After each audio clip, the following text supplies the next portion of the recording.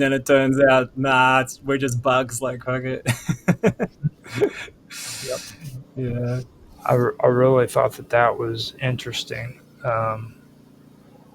Now, with that being done, we could go to the judge rules on Google if you want to get to that one. It's up to you guys, but we can stay on this if you want to. Well, no, I think let's move on. We've got a lot to talk about, so Okay, bringing it up. this is actually two parts connected. This has to do with the federal judges that have found Google had violated antitrust laws by unwillingly or willfully acquiring and maintaining monopoly power in the advertising technology market, rounding out a 2-year saga after the U.S. and 8 states filed its initial complaints against the Alphabet-owned company. The court will set a briefing schedule and hearing date to determine appropriate remedies for the antitrust violations per a Thursday filing. Now, the remedies could include forcing Google to break up its advertising business, like selling its Google Ad Manager, which includes the Ad Exchange, and DFP, which is DoubleClick for publishers. The ad server used for publishers is what it says. Now, they actually were talking more into it. I'm not going to read like in all of it, you know what I mean? But if it gets brought up in the conversation, I can pull it out. But with these ad companies or these advertisement tools, this is what really got them was the ADX Ad Exchange and the DFP, which is DoubleClick for publishers. Can you explain to me what that is? I don't even know. Well, I know a little bit about DoubleClick for publishers.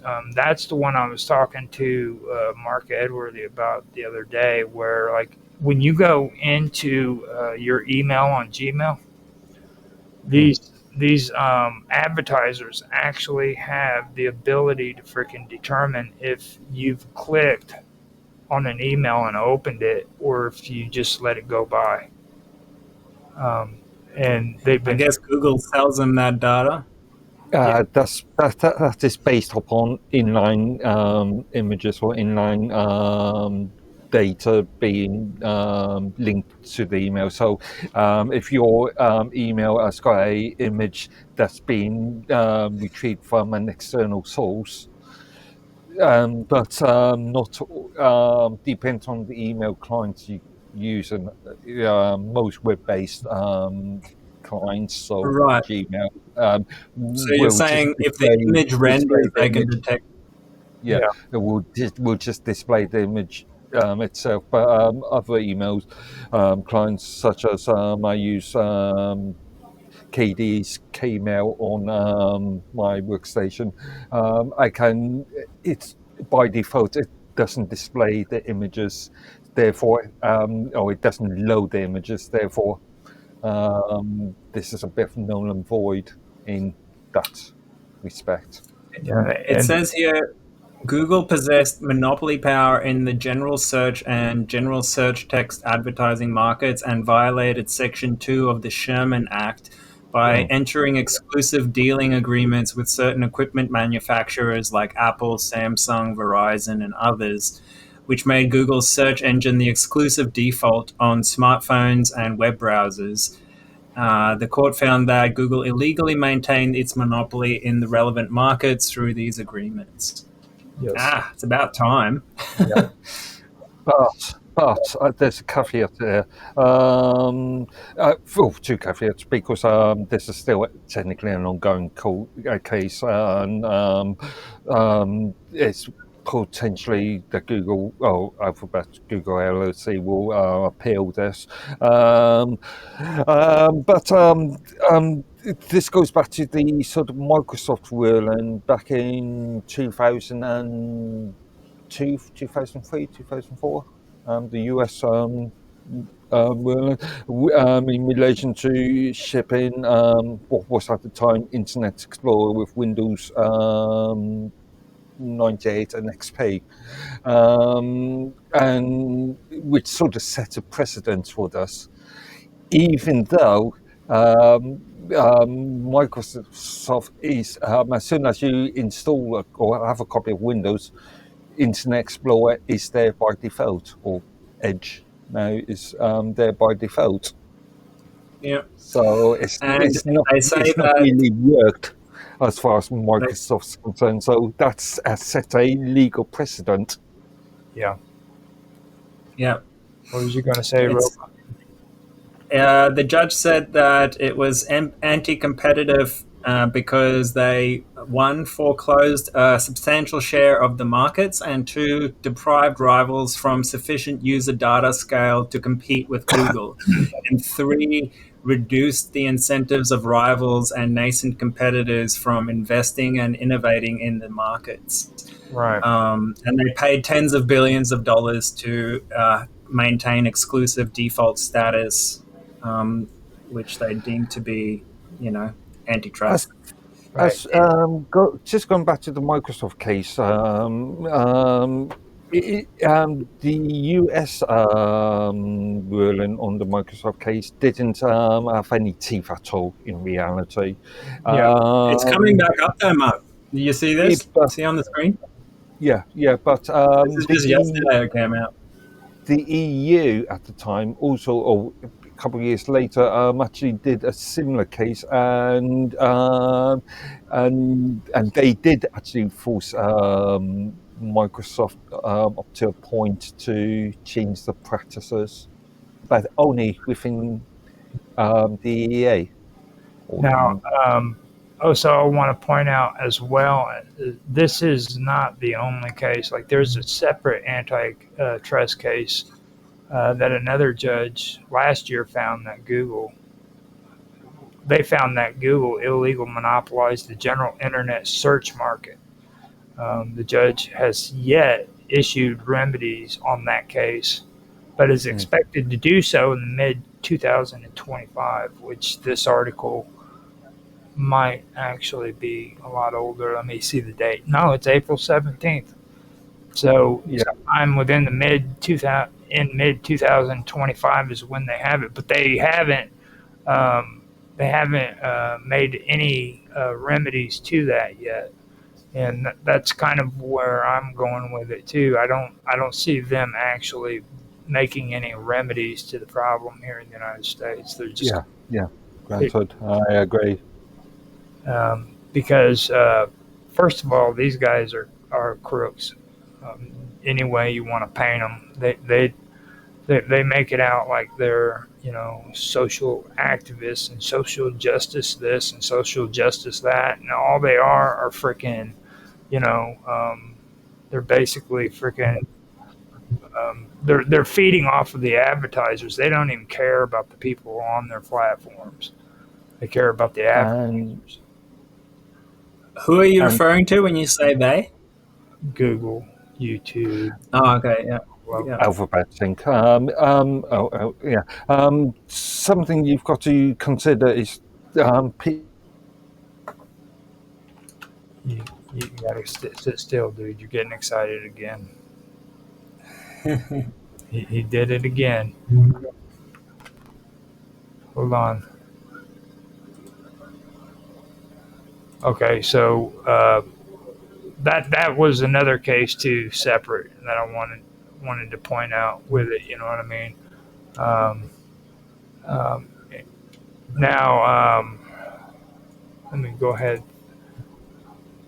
and get this going. Now, after that, in the AdTech case, the judge was Leonie M.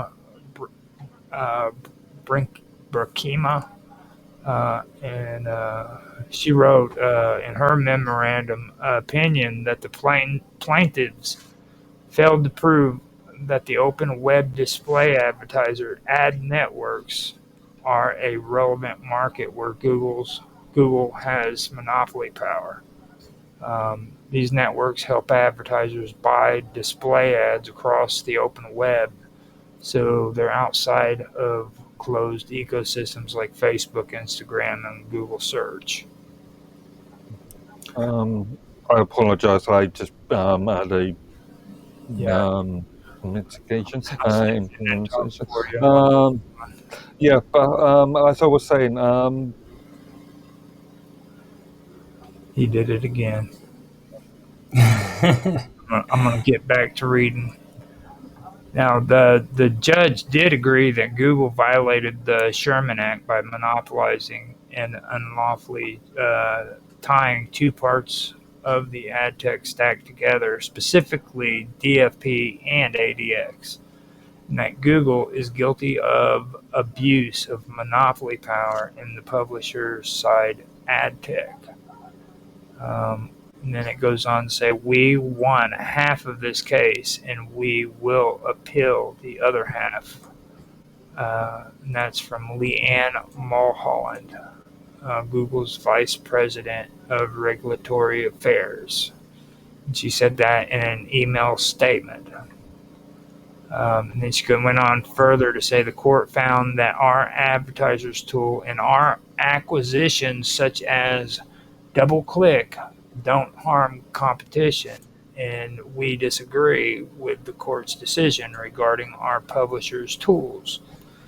Publishers have many options and they choose Google because our ad tech tools are simple, affordable, and effective. You back, Mark? Yeah. I just realised my dock that this machine's plugged into, which has got an Ethernet connection on it, was getting hot, so I just switched over to Wi-Fi. Now, before you get started, since Robot was here and heard me read that, what's your take on that? I don't even know if it's good. I'm a bit jaded with the whole simple and effective, safe and effective rhetoric. It makes me immediately not trust it. I just think if it was so good, why do you have to push it on everyone? Wouldn't you have like organic adoption? I think they should definitely open up the space to some competition, because the more centralized these things get, the more corrupt they get.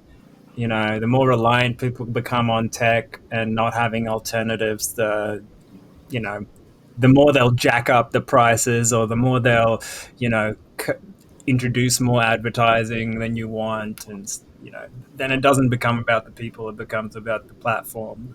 So, yeah. What's your take on that, Mr. Edworthy? Google is the major player in the search engine world, and obviously all the AdSense and all the advertising is interlinked to that.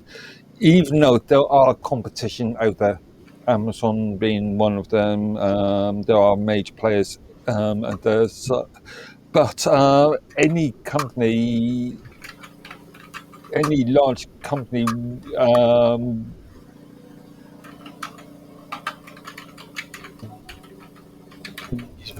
system. Apple's a very good example of this. Apple's provides their own devices, provides their own services, provides their own payment mechanisms, provides their own advertising mechanisms. Well, this kind of goes back to what I was talking about too, when it says when it comes to the question of what makes cell towers competitive. And I've mentioned this too, and I've never really gotten into it, but that's where a lot of monopolies come from too. And you can see this happening with these big freaking corporations like Google and freaking Facebook and all of them.